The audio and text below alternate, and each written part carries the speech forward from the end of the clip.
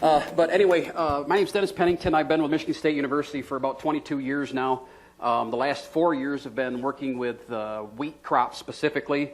About 6 years ago, Michigan wheat farmers voted and approved a checkoff program, and the funding for that program has done a great job to support the research that we do at Michigan State University. And in fact, the wheat growers in Michigan are actually funding half of my position, and I get quite a few grant dollars from them to conduct the research that we've been doing. So, in addition to doing some of the agronomic research, I also run the variety testing program for wheat, and we test about 115 to 120 commercial and experimental varieties from about a dozen or 15 different companies. So we get to see how our genetics are doing compared to their genetics as we develop new lines with improved yield potential and disease resistance and whatnot. Hopefully, the goal in the end is to make the wheat grower more profitable. So the topic that I have, or the title that I have up here, doesn't match what's on your presentation, because I'm going to talk first about why adding wheat into the rotation could benefit you. But then I think also beyond just adding that in there, I think it might be beneficial for you to hear about some of the research that we've been doing and some of the things we've been finding about how to manage wheat and hopefully to make it more profitable. So I'm going to talk to you a little bit more about some of that. I'm going to try to end a little bit early so we have time for questions. If you have a burning question along the way, raise your hand or holler out at me, and I'd be happy to take questions as we go, unless that's against the rules or anything. So a recap of 2019, I assume you were wet kind of like what we were. I showed this slide in a meeting about a week ago, and I had a guy in the back said, well, why'd he stop?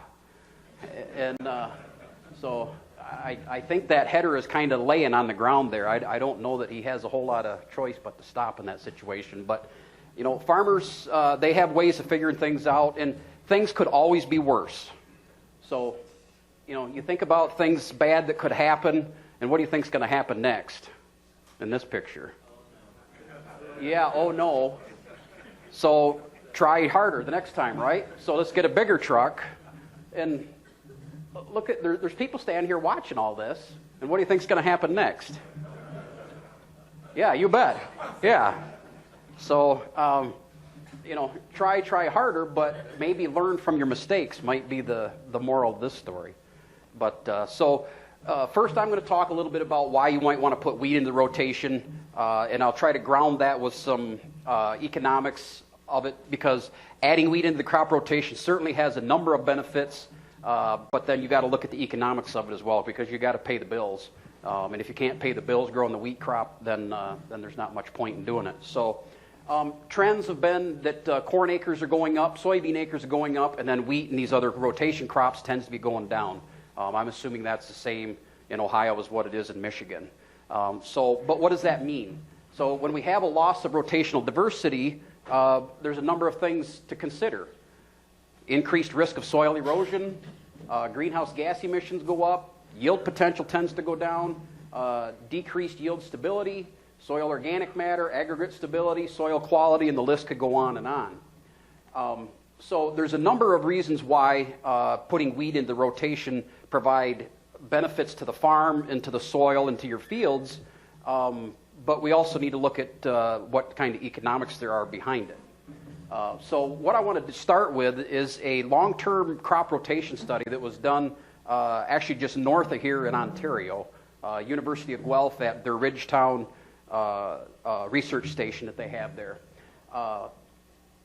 They looked at 5 different crop rotations. The CC is corn-corn. The CS is corn-soybean. CSW is corn-soybean wheat. SS would be soybean-soybean, and then SW would be soybean-wheat. And they did this crop rotation in the first year, and then they added in the wheat crop a red clover as the underseeded cover on that. So the first year did not have red clover with the wheat. In the 3 years after that did have red clover. And what you're going to see is the benefit. Adding actually the red clover had some significant benefit to it. So they had all of these, they had enough plots laid out so that they had every possible combination every year in the rotation. It wasn't like they had one field that was corn and the next year was going to be soybeans, so you only got corn yield data every 2 years. They had, every year they had the corn and the soybean in different plots side by side that were rotated so that they get the crop rotation data for every year. So what I want to first talk about is what is the impact of having wheat in the rotation on the yields that you get in corn. Okay? So what this is going to be the corn yield for each of these 4 years, 2009 through 2012. And what this is going to be in each of those years, for each of those different rotations, what was the corn yield of that rotation? So here's what in a continuous corn, so it's corn, 2009, 133, went to 150, 154, 152 in those 4 years. So it did go up in the first year, but then it held kind of flat and kind of steady. Okay, so that's what your corn yield is. So let's look at it in a corn-soybean rotation. When you add soybeans in the rotation, you got almost a 30 bushel, a 27 bushel bump in yield. In 2010, only about 6 bushels, got about 5 bushels here, and about 4 bushels there. And this is the corn yield, okay? So this would be corn yields that had soybeans the previous year in those fields or in those plots. So what happens when you add wheat in the rotation? Look at what happens to your corn yield. Has a pretty significant impact, doesn't it? And then, like I said, in the first year they didn't have the corn-soybean with wheat with red clover. Here, this W/RC is with the red clover cover crop underseeded into the wheat or frost-seeded into the wheat. So what you can see is in 2009, by adding wheat into the rotation, they got a 45 bushel bump in their corn yield, or about 34%. In 2010, they got about a 48 bushel bump in yield. And now remember, this is the one that has the red clover in it as well. But look at with the red clover versus the green bar here doesn't have red clover. So the red clover is providing a bump in the yield as well. That's about a 32% yield increase. Now what happened in 2011? Pretty flat. You really didn't see much of a response in 2011. And then 2012 was about a 21% yield increase. Overall, over those 4 years, it was a 23% yield increase on corn, just by having wheat in the rotation. Okay? So are there benefits to having wheat in the rotation? Is wheat a money-making crop? Well, if you can get 23% more yield on your corn, you've got to factor those economics into the equation. And I'm going to show you some economics where we don't favor corn by 23%. I'll go as high as about 11%. I'd rather be a little more on the conservative side than trying to really push numbers that maybe are unrealistic. So this is the effect of wheat on corn. What do you think the response is to soybeans? Well, let's take a look at it. So this chart's going to be laid out about the same way, and we'll start with the soybean rotation. And there's your yields, 50, 42, 60, 73. When you add corn into the rotation, so this would be your soybean yield when the previous crop was corn. The yields went up a little bit in each of those years. And then when you add wheat, it goes up even a little bit more. Okay, so in 2009, you had a 10 bushel yield increase, or 20%, 12% in 2010, 15% in 2011, and 18% in 2012, with an overall average increase of 16%. Now, how many of you believe you can get 16% more soybeans if you have wheat in the rotation? Okay, a few, yes, okay, excellent. So those of you that are doing it, I hope you're seeing some of these benefits. Now, so this study maybe has shown a high level of return. There are some other similar studies that maybe haven't shown quite as much return to the wheat crop. So I'm going to talk about a couple of those next. So other advantages, in addition to the rotation benefits, having wheat spreads your workload. A lot of times wheat ground is ground that gets manure spread on it. It gets tile drainage installed, irrigation, and all those things that need to happen, the improvements to the land. So that's another reason that wheat would be a good rotation there. And then for some farms, cash flow. It gives you a crop that you can sell in the middle of the summer and provide some cash flow at a time that maybe you're a little bit light on cash flow. So that's another added benefit of it. So let's talk about the economic benefits of wheat. So up here, this study up here, the second one is this study that I just mentioned here. And we've kind of tamed down the corn yield increase down to 13% and then a 9% soybean yield increase. There was another study that was going on adjacent to that I didn't share the data from that, but actually not too much different. And that was done in 2010 through 2018. A 10% corn yield increase, 9%. So, and these are the rotations, and this is versus the corn-soybean rotation. So this is corn-soybean wheat versus the corn-soybean. So those are both Canada. This one is out of Wisconsin. Joe Lauer, he did some studies looking at that, the comparison between them rotations. And Emerson Nossinger, before he retired out of Illinois, he looked at it as well. Those guys showed a little bit lower response. So when we look at economics, I'm going to pick a 11% yield increase on corn and a 6% yield increase on soybeans, somewhere kind of in the middle of these things here, and let's look at what the economics are. So here's your rotations in each of the columns here. So a straight corn-soybean rotation, I've got gross revenue here, the cash variable costs, field machinery costs, that'd be your equipment and depreciation, and then your net. And this is the net return to management and labor, okay? And this would be an annualized number over you take the corn year added up, soybean year added up, and divide it by 2. So that's your annualized number. So that way we can compare between these systems. So for corn-soybean rotation, $176 an acre. Corn-soybean wheat with the red clover, and this is showing just only a 6% increase in the corn and soybean yield, puts you only at 157. It's not enough, is it? You make more money over here than what you can here. So if you look at 11% corn and 6% soybean, you can get up to 184. And then if you sell straw in here, how many guys that raise wheat sell straw? Yeah, a few. So straw is getting to where it's actually almost as valuable as the grain is, to be real honest with you. If you price it out on a per pound basis, it's almost as valuable as the grain. You can get up to 201, so you can actually make a little bit more money on this. So bottom line here, should you add wheat into your rotation or not? There certainly are benefits. And I think long term, seeing some of those soil benefits and environmental benefits, there may be regulations that start forcing you to plant some of these cover crops like wheat. In fact, somebody brought me a flyer today, this H2O Ohio something. They'll pay you to grow a cover crop, and you can get paid to grow wheat.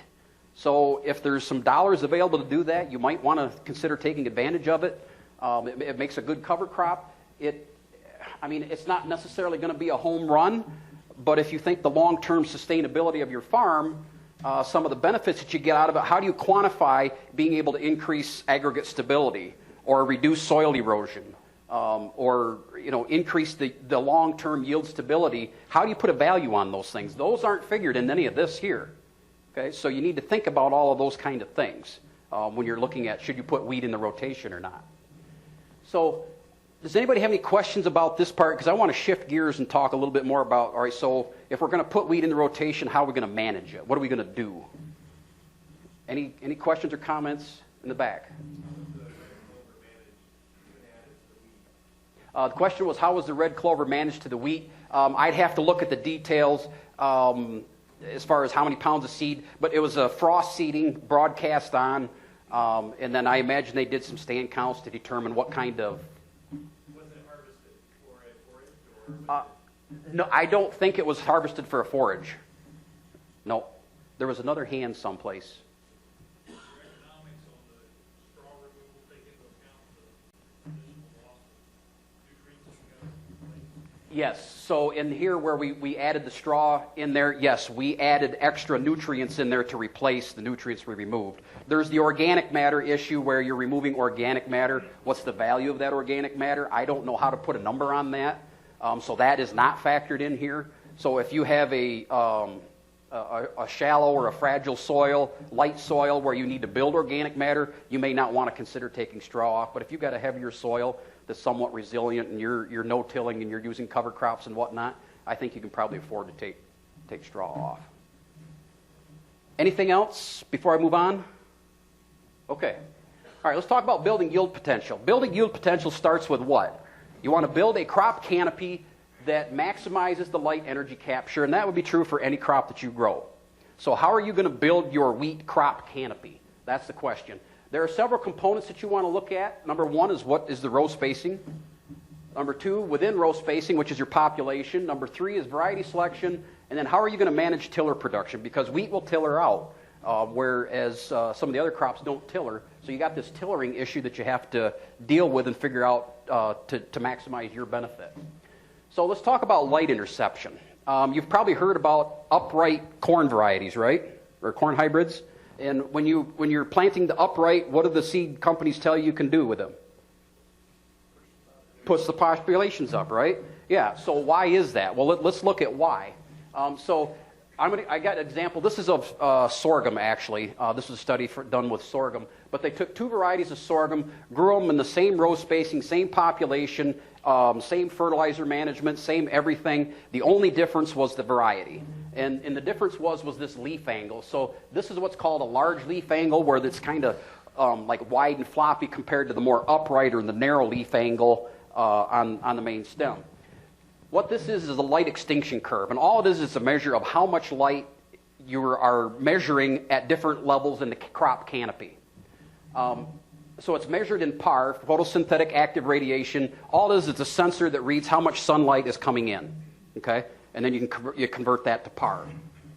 So at the top of the crop canopy, you put your sensor up at the top of the crop canopy, and what are you getting? You're going to get the maximum amount of light energy you can possibly have there, right? Makes sense. So you're getting somewhere around 1500 PAR at the top of that crop canopy. So notice you got a different curve for your orange and a different curve for your blue. If you look at the orange, which is your wide angle, so now you lower that crop or that sensor down to the 80% height. 0 being at the ground level, 100% being at the top of the crop canopy. So now you just lower it down to 80% of your height. What happens to the amount of light that it's measuring? It goes from 1500 down to below 500, doesn't it? At the same level, you're up about 700 with the more upright leaf angle.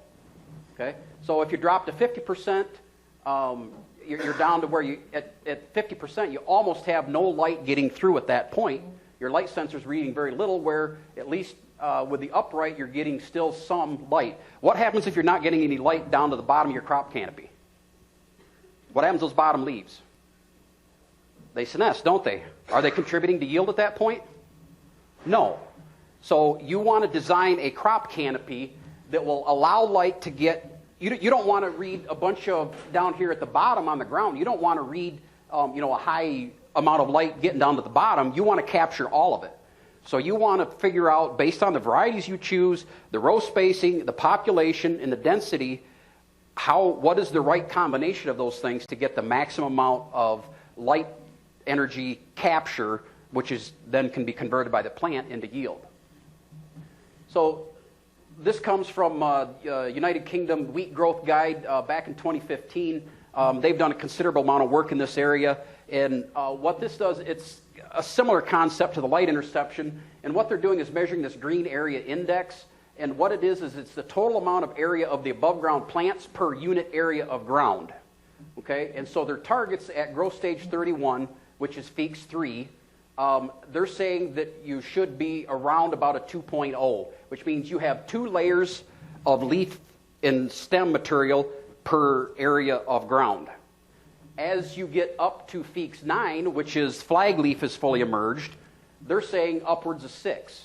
Okay, that means you got 6 layers of leaves for every unit area of ground. How are you going to get light down to those bottom leaves? If you've got 6 layers that you've got to figure out how to stack in there and manage. Well, you've got to look at your population and row spacing, right? So the question is, how should I develop my wheat crop canopy? Do I want narrow or wide rows? Should I increase or decrease within row spacing? What's going to be my impact on tillering? And then how many tillers do we really want on wheat? This picture is a field of wheat in Germany. I had the good fortune of visiting some pretty progressive farmers in Germany, and we met with a university professor there that's kind of like the premier wheat physiology and agronomy guy for Germany, and they're producing yields regularly of 150 bushel yield per acre. And they have like these clubs where they're the 200 bushel club, they're trying to hit 200 bushels on wheat. Can you guys grow 150 here? know, maybe in a field in a year or two, you'll hit 150 or 160. I've seen it on the yield monitor, but it isn't the field average. So what do you notice about this crop canopy? Can you find any small little tiller heads in here? No. They all look like pretty good-sized heads. It looks like pretty thick, dense canopy. A lot of biomass there.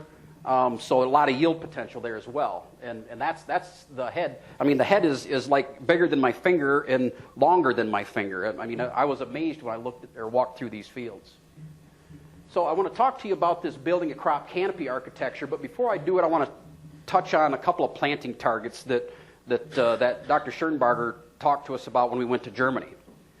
So they have their seeding rates follow the same kind of a philosophy as what we do here. So if they're planting early, and they plant about September, October, about the same kind of time frame that we do here. Now they're on seeds per meter squared, so I'll convert that. This is seeds per acre for you. But early they're planting 100 to 220, which is only 404 to 485. How does that compare to the population you plant? About a third, maybe a quarter. Yeah, so as they get later, mid-season, they bump it up a little bit, and then late, they're up to 200 to 250 seeds per meter squared. But still, only the maximum that they're planting is about 1 million seeds per acre. When we get late, we're bumping it up to 2 million, sometimes even a little bit more than that. Okay, so how are they getting the kind of yield they are if they're planting a third of the amount of seed? They're managing tillers, right? So seeding depth, early planting, they plant about 3 centimeters deep, which is just a hair over an inch. As they get a little bit later, they shallow it up a little bit with the goal to try to get that crop up and growing. They'll shallow it up to about 3/4 of an inch. And they are on 15 centimeter spacings, which is about 6 inches. That's just what most of their equipment is built upon. And their target, and this is kind of a key target, is 500 to 600 heads per meter squared. That's the point where they believe is the maximum efficiency for growing wheat. Okay? You can get the maximum yield potential at that density of heads. So now let's do a little bit of math. How many effective tillers are they getting then? Let's say they plant early at 100 seeds per meter squared. Let's say they all germinate and come up, and they hit 500 heads. How many tillers does that plant have? 5 total effective tillers. You got your main stem plus 4 tillers, right? So what do we know about the 4 tillers? Do they always yield the same as what the main stem around here? No. The head on our main stem is always bigger and has more yield than what those tillers do. So what are they doing different to manage those tillers? So they get 4 to 5 tillers per plant. And if they're planting late, that drops down to 1 or 2. But ultimately in the fall, going into winter, going into dormancy, you want 2 to 3 tillers that produce in the fall. Okay? And they will actually put plant growth regulators on if they get planted early and they hit 3 tillers. They'll put a plant growth regulator on and slow down that tillering because they don't want too many tillers. And I'll tell you why. You guys know how to identify tillers on a plant? You've got your main stem here. You've got your first tiller coming off here, second tiller coming off right here, and then this is the first leaf of the third tiller. That is the ideal growth stage going into the fall. Okay? So this is where your target. This is what you want to hit. How many people hit that this last fall? I don't see very many hands. How many would like to hit that? We didn't have any crops, so we actually planted early. Oh, okay. Well, yeah. So I planted some plots on prevented plant ground. Yeah. Yeah. So tiller management, you want 4 to 5 tillers per plant. And the reason is because you don't want what's called second order tillers. The first 5 tillers on a plant produce their own root system. If you follow this tiller down, you'll find that it has a root system. Once you get to tiller 6, it doesn't produce a root system. So where does it get its water and nutrients? Off the main stem, doesn't it? So they're trying very hard to manage their crops and plant the right amount of seed so that they're letting the plant tiller out and produce the 4 to 5 tillers to get that ideal 500 to 600 heads per meter squared. Okay? So it's geometry more than anything else, but they're managing the crop to achieve that. How do we hit that 4 to 500 heads per meter squared?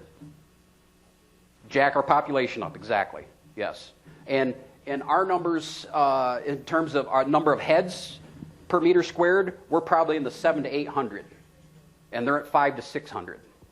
Okay, we're getting more heads. So what do you think's the size of our heads compared to theirs? They're a lot smaller, yeah. Exactly. So another target before we move on is early planting. This is just some data from Ontario. Again, this came from Wheat Peter Johnson, showing different planting dates and what the corresponding yields were. And you can see a linear decline. As you go later, your yield potential on wheat is reduced. So the number one thing that you can do in terms of management isn't fertility related or fungicide related. It's get your crop planted early. So what's the biggest hurdle for getting your crop planted early?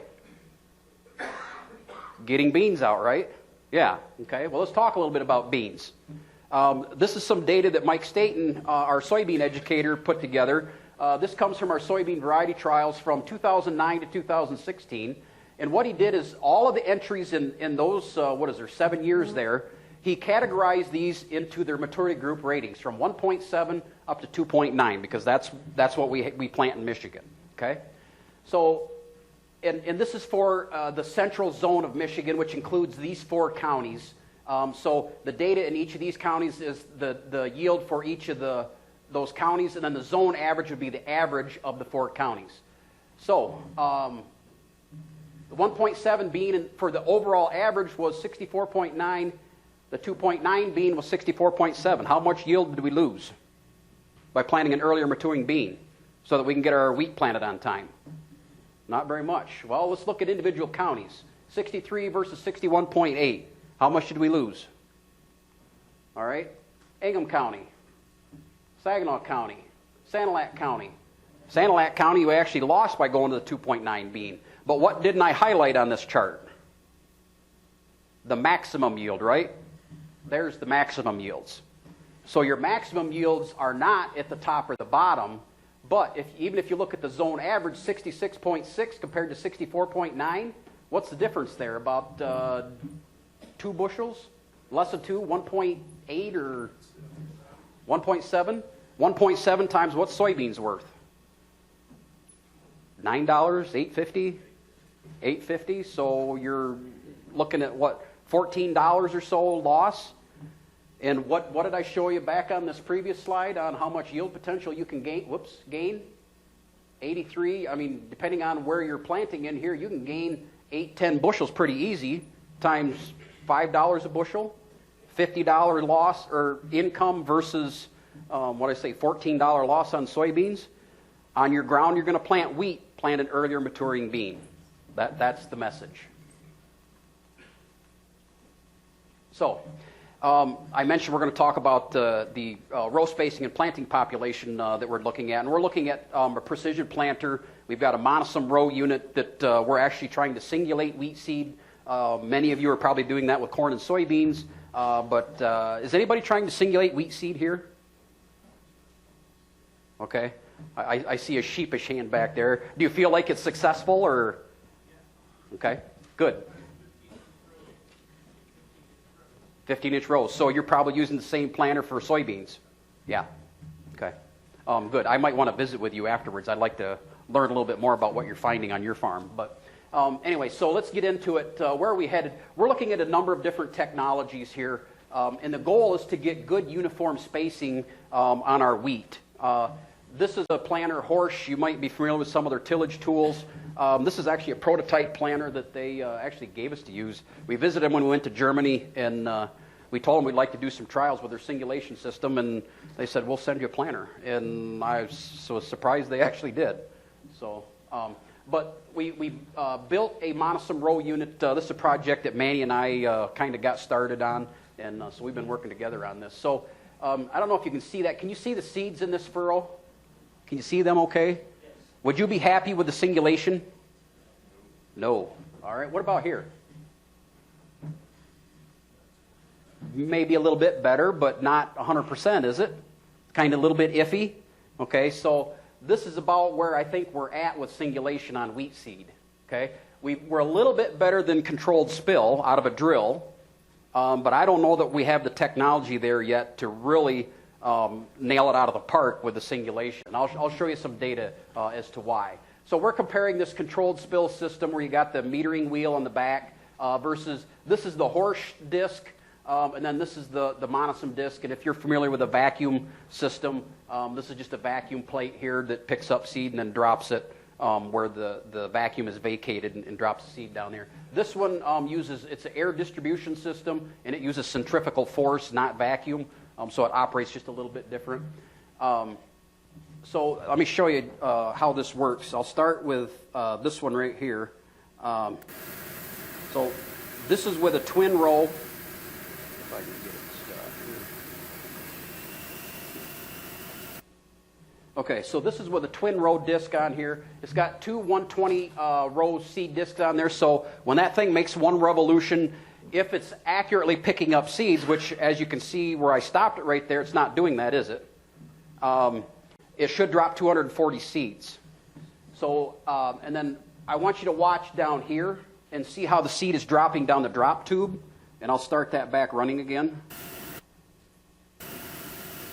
What do you notice down there? Does that look like that singulated seed placement? No, not very good, is it? Okay, so that was our first year. That was our trial run with doing that. So this year we went to a single seed disc here with the 120. Now let me play that and see what you think of that. What do you think? That might be a little bit better. So there's occasionally, see you got a double right here, and then it seemed like I saw a skip somewhere here. But so it's a little bit better. You can do a little bit better job of singulating, but with a 120 seed disc, how fast does that have to spin compared to this one? Twice as fast, doesn't it? Okay? So if I'm on 15-inch row spacing, and I'm trying to hit a 2 million population, that has to spin at 78 RPMs. That's making more than a revolution every second. How well do you think that's going to pick up seed and drop it? It's a challenge for it. Come on, here we go. Okay, so here's the horse, and what this does, it has these 4 pockets in here. This is an electric drive, and this thing spins around. The seed comes in here, and only one seed can sit in this little slot, and then as it makes its way around, it drops it down the drop tube here, and I'll show you this video, and it'll show how it kind of works. So you got your seed coming in right here. It's just an air delivery system. It comes in here, and you can see all the seed at the top here. And then notice you get just one seed makes its way in here on each of those pockets. Now you can change the pockets based on the seed you have, but then it's throwing the seed down the tube here. And the other thing that it has this rolling packer wheel in the back right here to kind of catch the seed. This was designed to be a plant at like 8, 9, 10 mile an hour. So it's a high-speed planter. That disc thing will spin up to 3,100 RPMs. So it's not using vacuum, and I think the centrifugal force system will actually do a little bit better job of singulating. But the real question is does singulation improve yield enough to warrant investing in a piece of equipment like that? So the jury's still out on that one. How am I doing on time? Okay, 1:33. Is that accurate? Okay, whoops.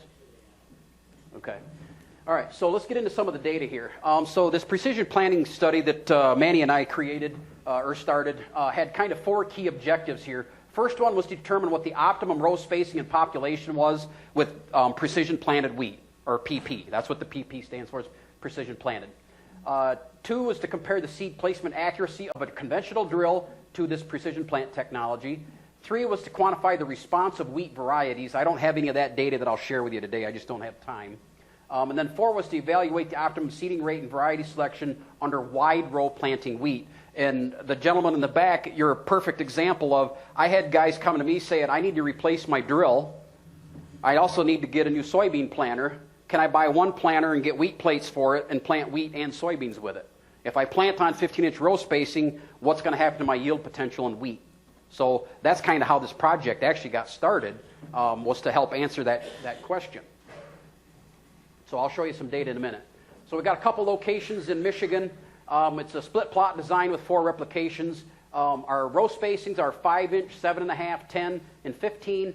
And then we also added the grain drill in there so that we can compare the 7-inch spacing on the grain drill to the 7.5 inch of the precision planter. Our populations, we went from 500,000 in 500,000 increments up to 2 million, so half, 1, 1.5, and 2.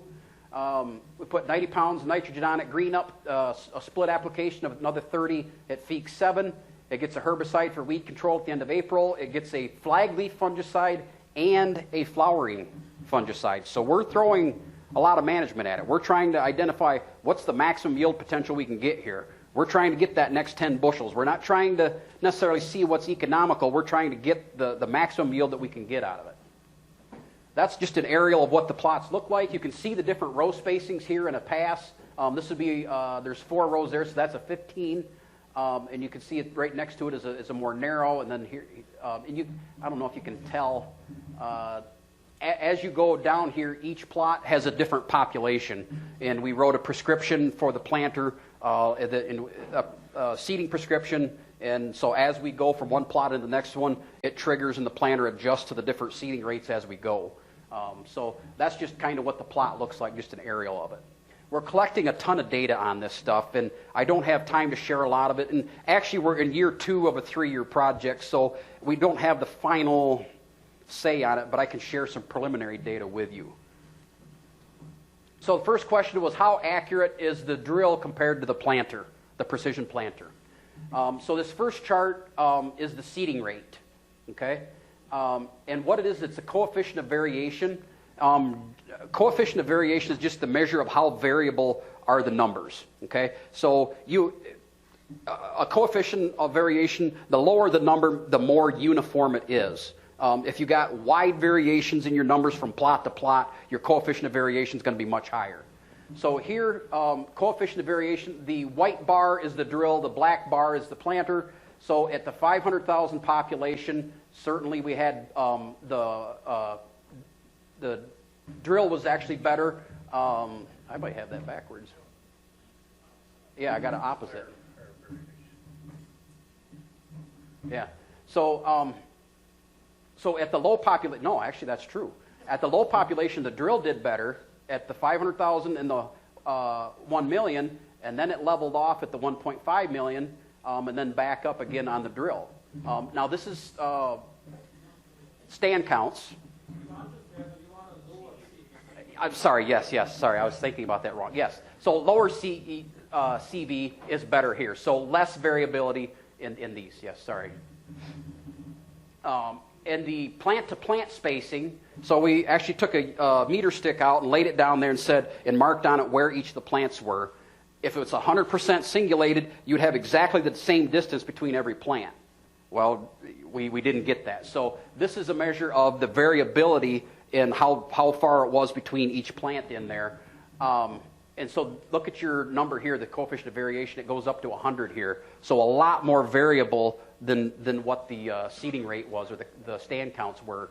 But you can see the white bar is still higher than the black bar in all of those cases. Okay, so I think in terms of accuracy, I think the planter is better than the drill. But still in the plant-to-plant spacing, 100% CV is, I don't know if that's good enough. So let's talk about yield. How did the drill do compared to the precision planter on the 7.5-inch row spacing? So what this data is, this is the yield of the 7.5-inch precision planting in all 4 populations, just averaged together. Okay? Because we want to look at, is there a main effect? Is the planter main effect there? And the precision planter yielded 109.2. The drill yielded 98.1. Statistically, it was different. There was about 11.1 bushel difference in there. So the precision planter did produce a higher yield over that range of planting populations. So you might want to look at, well, where did it come from? In terms of stand count, the precision planter had a higher stand count, and it was statistically different, or statistically higher. But then when you look at the yield components, this is the heads per square foot. The precision planter was higher, but it wasn't statistically different. If you look at the number of seeds per head, that's the size of the head. How many seeds are there in each head? The drill actually had more, but it wasn't statistically different. And then the 1,000 kernel weight, that's how heavy each grain is. It was a little bit higher with the precision planter, and that was statistically different. So you're getting, about 2 grams higher 1,000 kernel weight. So you're getting a heavier seed in those plants. So I think our answer is going to be that the precision planter is going to show benefit over the drill, but we do have one more year that we're collecting data on. We have our plots already planted. We've got stand counts done this last fall, and we'll harvest that in July and see where we come out.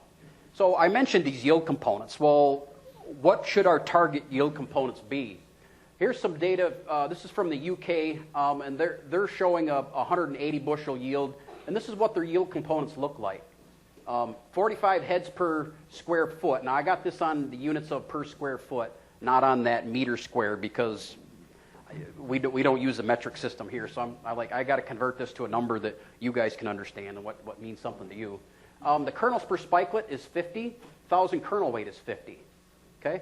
Ontario, 127 bushel per acre, 65 heads per square foot, 35 kernels per spikelet, and 35,000 kernel weight. And then this was actually data, I went out and surveyed 27 fields in Michigan just randomly. I didn't even tell the growers I was coming in some cases, and I just went out and collected samples, and I determined what the yield components were.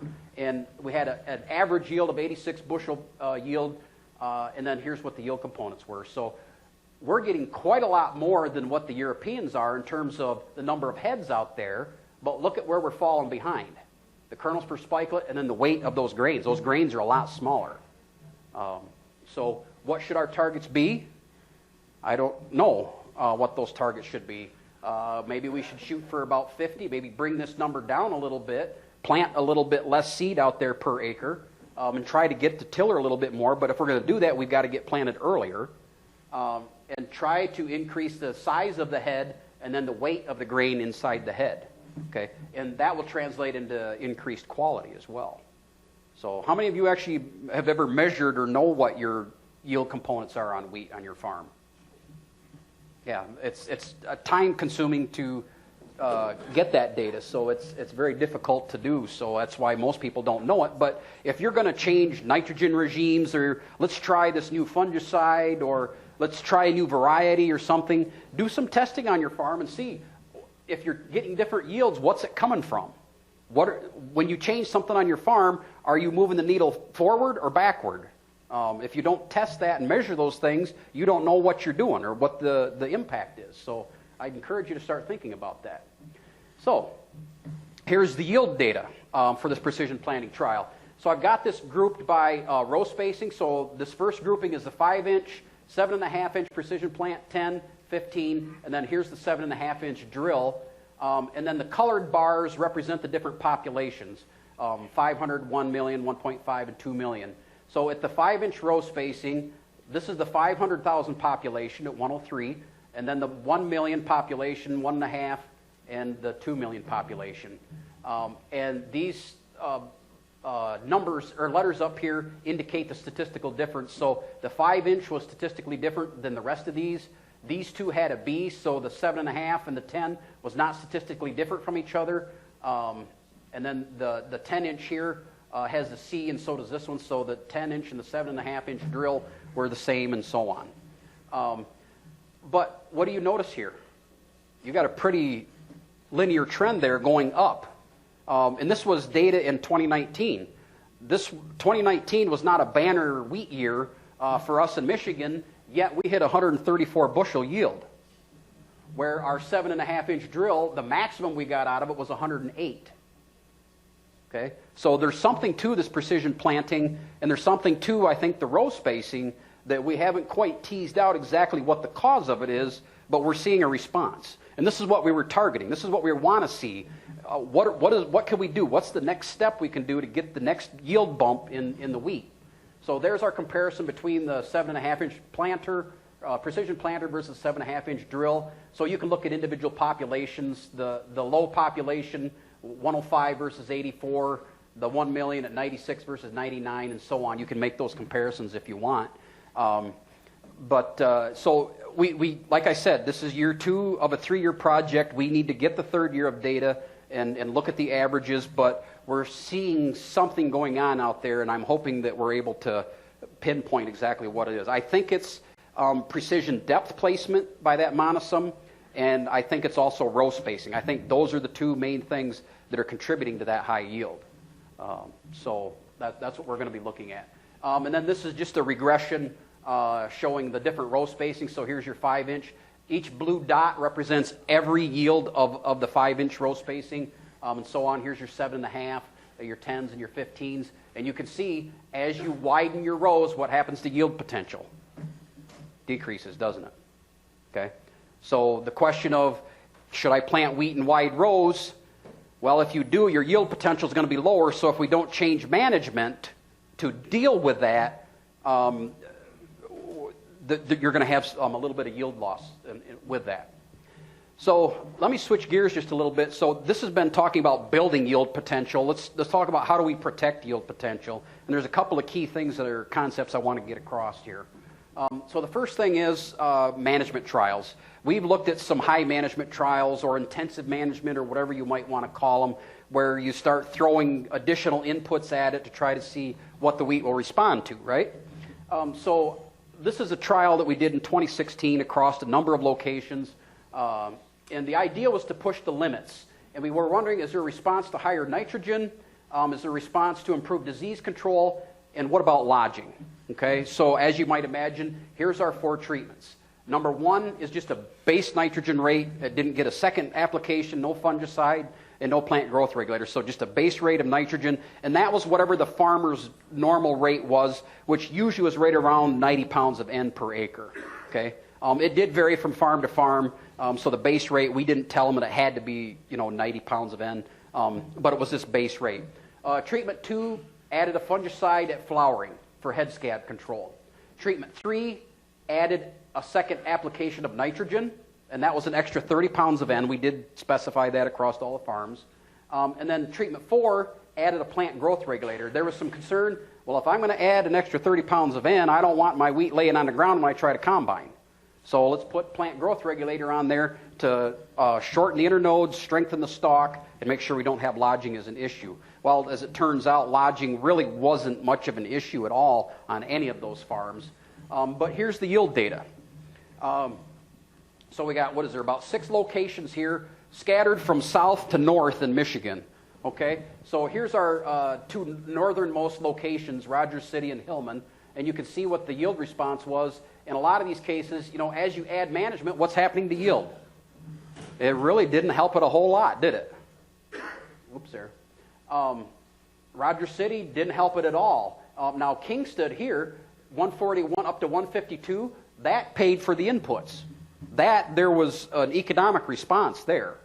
Okay, but then some of these other locations, you get a little bit of a response, but it just not a consistent response. And what we're finding is that this response varies from year to year. So what's the missing component? What haven't we looked at?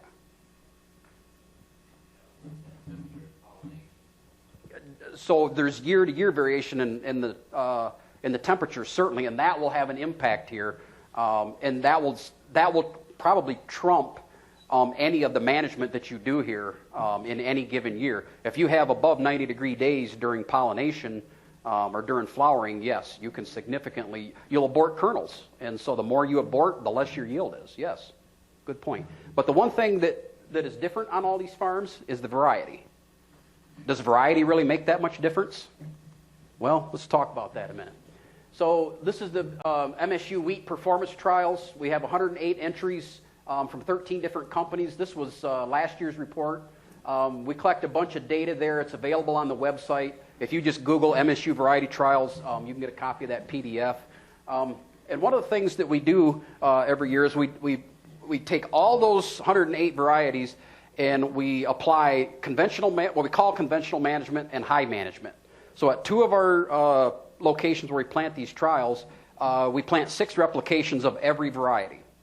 3 of those replications get what we call our conventional management. They're planted at 2 million seeds per acre. It gets a herbicide, and it gets just a standard 90 pounds of nitrogen via urea at green up.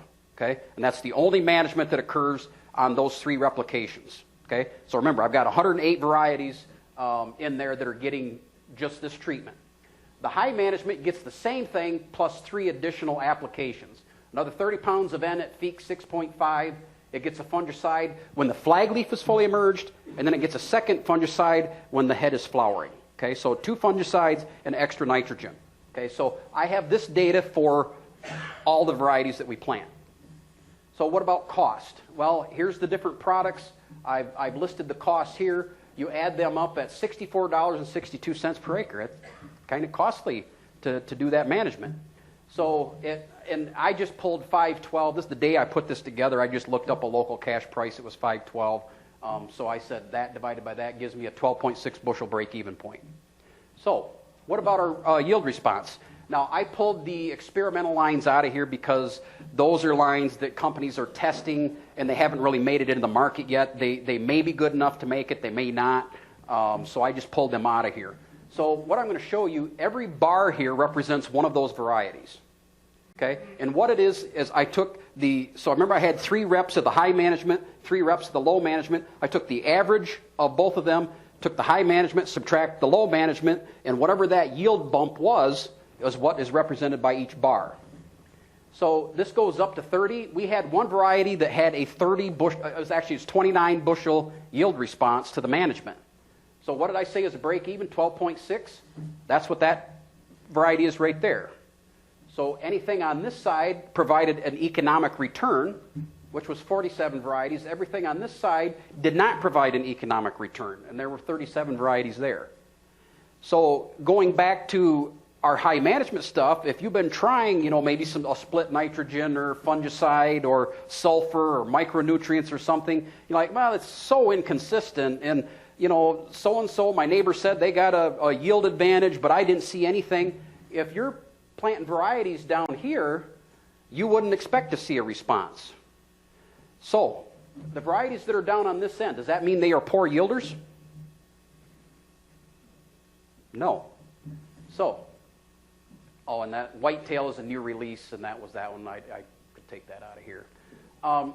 So if we look at, remember I said we had conventional and high management? If we look at the yields of our conventional management, the top 5 were within a bushel of each other. 112.5 to 113.6. You want to see where they are on that chart? You see the black ones show up there? That's where the conventional management high yielders are. Where are they? There's some dang good yielders right down here that just don't respond to management. Okay? So depending on your management strategy, if you don't want to manage, or you don't want to put the additional inputs in, you want to select varieties right here. But if you want to push the yields a little bit higher, and you want to try using fungicides and some of the other management, you want to be selecting varieties down on this end of the chart. Okay? So until I looked at this, I didn't believe that variety interaction made that much difference, but it really does.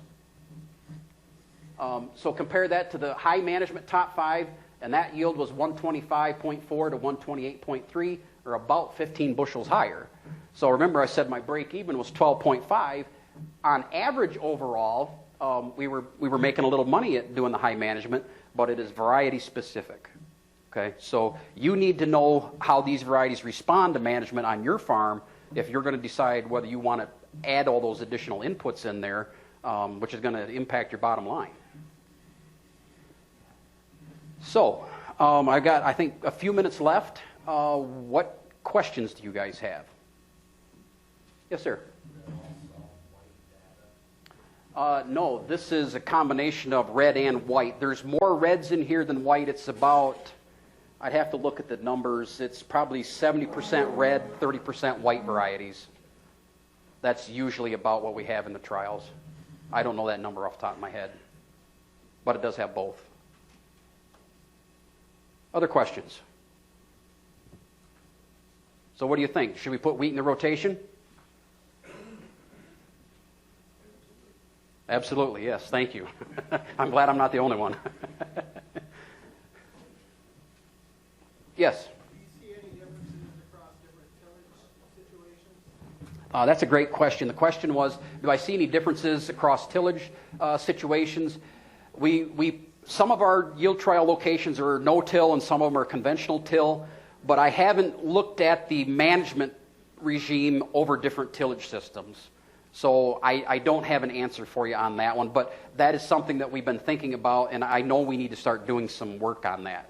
But I can't answer that right now for you. Yes, sir? There drops in the UK, if they're dropping their seeding rates down that low, are they pushing nitrogen any harder in the fall to drive tillering versus what we're doing? Yeah, so good question. The question was, in the UK, if they're driving seeding rates down that low, are they pushing nitrogen in the fall to drive tillering? And I think the primary thing that they're doing is the population. So they're driving that population down, which will cause it to tiller more. They're also putting a major emphasis on getting it planted early. And their crop rotation scheme allows them to do that a little bit better than us. Plus, their growing season is a little longer than us. They have that crop out there for almost 11 months in the year. So they have certainly that benefit above us. But yes, phosphorus in the fall is also very important, maybe as important or more than what nitrogen in the fall is.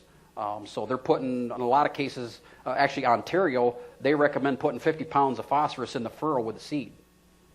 And they're seeing consistent economic benefit to doing that. The back. Dennis, how much emphasis is Michigan State putting on the fly-free date? Good question. The question is, what emphasis is Michigan State putting on the fly-free date? Barley yellow dwarf virus is the primary reason why we plant after the Hessian fly-free date, because the Hessian fly was considered a vector for the virus. And so if you plant after the fly migrates or ends its life cycle or whatever, you can avoid that disease. Well, we really don't have a significant problem with barley yellow dwarf virus anymore. We've got pretty good genetic resistance to it. So from a disease perspective, I don't think we really need to worry too much about the Hessian fly-free date. But honestly, from an agronomic perspective, it's not a bad date to start planting wheat. Is that a good enough answer? Fair? Okay, I'll have to work on that.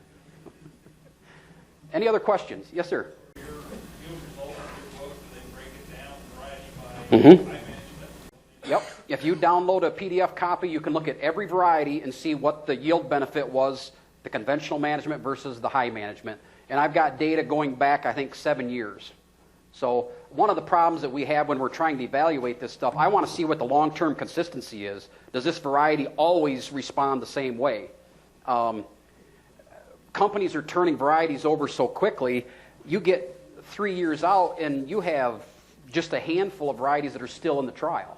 So you're constantly got new stuff coming in, so it's hard to get that long-term average. Go back to that slide, please. Which slide? Oh, the one that had the... whoop, right there? Yes. Yeah. Any other questions? My contact information is on that last slide, or Harold, I think you maybe have it. If anybody wants it, contact me or whatever. I'd be happy to talk on the phone or via email or whatever. So don't hesitate to contact me if you have any questions.